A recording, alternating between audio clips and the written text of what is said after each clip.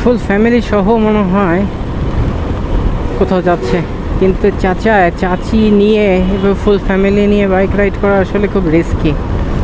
সাথে মনে হয় একটা বাচ্চাও আছে। স্পিডও তো অলমোস্ট 75 আপে চলতেছে, কারণ আমি 74-এ তাকে ধরতে পারতেছি না।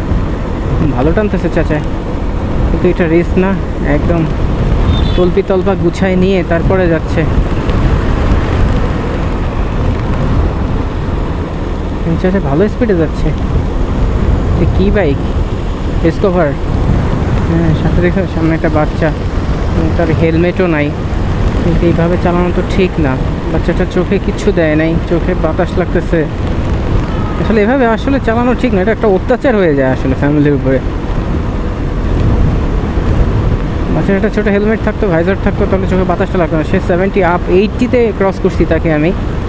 তো 80 স্পিডে এখনও তাকে আমি যদি দেখি 75 স্পিডে টানতেছে, কারণ সে আমার পিছনে আছে। কিন্তু এই স্পিডে টানতেছে বাচ্চাটা, চোখে যদি ধুলাবালি বা কোনো পাথরের টুকরা যে লাগে তখন কী হবে? আর এটা একটা হাইওয়ে, আসলে এটা ঠিক না।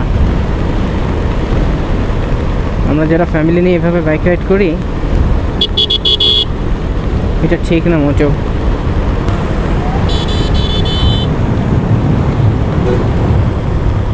কি যেন হয়েছে।